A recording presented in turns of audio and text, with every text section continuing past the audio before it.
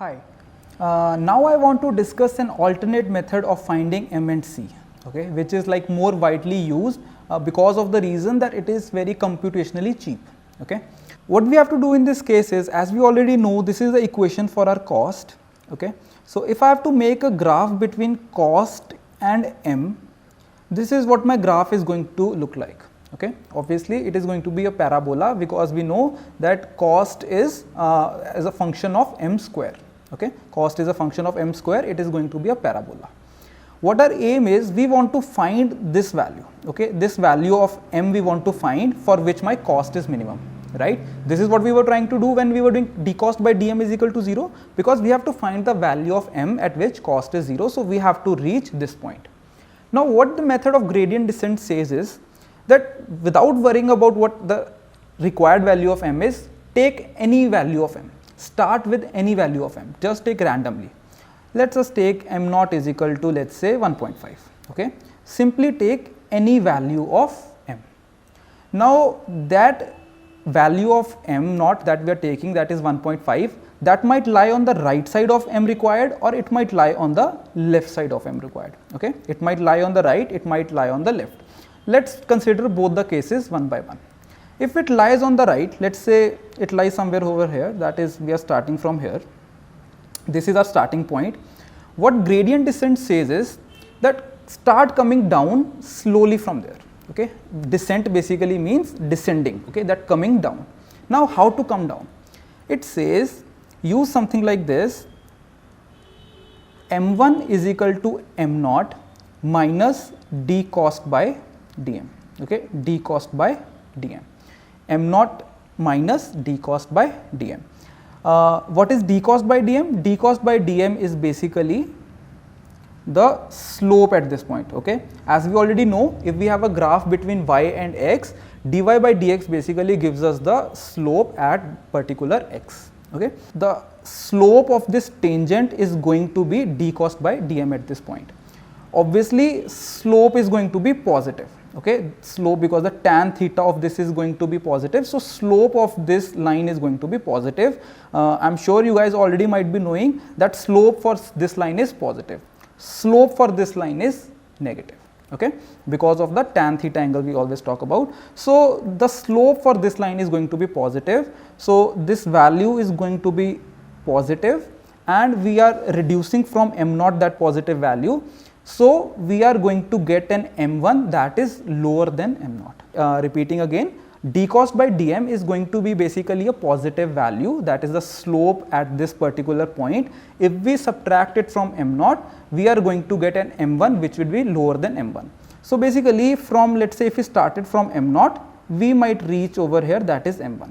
Let us say we reach over here. Okay, let us say we reach over here. So, from here, from this point, I have reached somewhere over here. Okay, somewhere over here. Now, again I am going to do m2 is equal to m1 minus d cost by dm. So, again I am going to subtract the slope at this point, and again I am going to come down. So, what I am basically doing is, I am starting from here and I am slowly coming down. Okay, I am slowly coming down by subtracting the slope every time. So, I am slowly coming down. Eventually, when I will be very near to this, my slope of the points is going to come 0. Okay. So, let us say at this point slope is going to come 0. So, there is going to be very little change in m. Okay. So, let us say after let us say 80 iterations, m81 is equal to m80 minus d cost by dm. So, at that point my d cost by dm is almost going to be 0. So, I can say my m80 is almost similar to m81. When the situation arises that our m stops changing, we can stop over there and say that this is the required value of m. Okay. So, just repeating once again, what we are trying to do is, we are trying to come down slowly by subtracting the gradient at that point. What is gradient? D cost by dm. Okay. So, we are subtracting that and slowly coming down. When we are very close to that required value, the value of m is going to be constant, because gradient is going to be very close to 0. So, in this way we can reach the value of m. Okay. Now, another point is, what if the value of 1.5 that we took we can take any value, okay. I am just taking an example that if I take value of 1.5, what if it lied over here?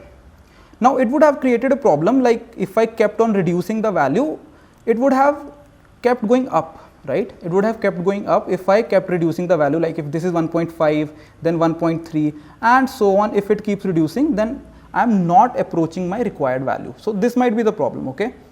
But this is not as it seems. What actually is going to happen in this case is, if you realize at this particular point, if I try to find the gradient, that is the slope, if I try to find the slope at this particular point, as I have already told you, slope for a line like this is negative, okay. Slope for a line like this is positive, slope for a line like this is negative. So in this case, the slope at this point is going to be negative. Slope at this point is going to be negative. So m naught minus a negative value over here. So eventually m naught plus some value, okay. M naught minus a negative value. So m1 is going to be higher than m naught, okay. M1 is going to be higher than m naught. So in that case, I will again come down and eventually reach over here, okay. I hope this point is clear, but let me just explain it once again. What we are trying to do is, we are just trying to decrease d cost by dm from that. If we are on the right, it will be a positive value and we will be subtracting a value and we will be coming down. If we are on the left side of that required value, d cost by dm is going to be negative. Eventually m1 is going to be greater than m naught and we are going to again reach here only. So this equation is always going to work. It's not going to create any problems for us. We can simply subtract the gradient at that point. Gradient is going to be positive if on the right, gradient is going to be negative if on the left of the required value. So this is the method how we can quickly find value of m, okay.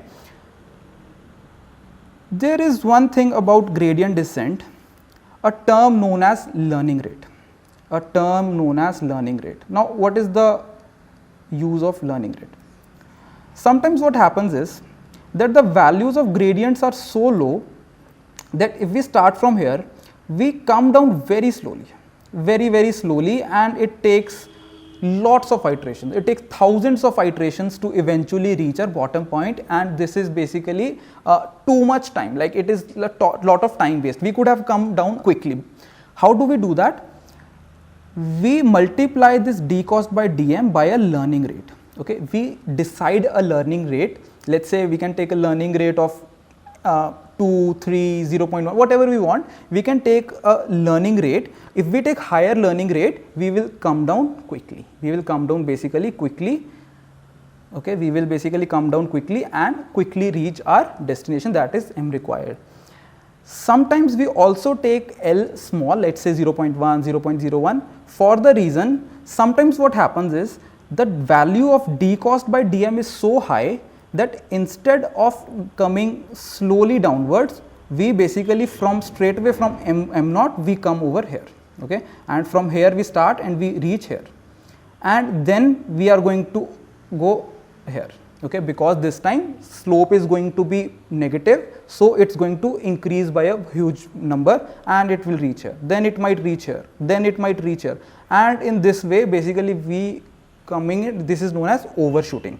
So basically our gradient is so high that the value of m is changing too fast, and instead of coming down we are going up, okay. So I hope you are able to understand this point. So basically what is happening over here is that if d cost by dm is very small, we are coming very slowly down, so we will take a higher value of learning rate. If the value of d cost by dm is so high that we are basically overshooting, instead of coming down, we are going to take a low value of L, that we are going to say that please come down slowly, don't try to decrease the value of m so fast, okay. So this is how we use learning rate, okay. Some places you might also find learning rate mentioned as alpha, okay. The similar thing which we have done for m, we also do for c, okay. Like we have drawn this graph for cost versus m, we are also going to do this for cost versus c. It is going to give me a same graph. Equation is going to be same again, C1 is equal to C naught minus L d cost by dc, and so on. Everything is going to be same. Similarly, we are going to find the value of this parameter c. okay, the optimal value of C, which is going to give me the lowest cost. Now, if I have, let's say, 5 independent variables, then I will do that for M1, M2, M3, M4, M5 and C. Okay, I will be using gradient descent to find such values which is going to give me the lowest cost. In this way, we are able to find in much faster way rather than solving so many equations. Okay, so this is the method of gradient descent which we will be implementing ourselves in one of the later videos. Okay, so I'll see you in the next session. Thank you.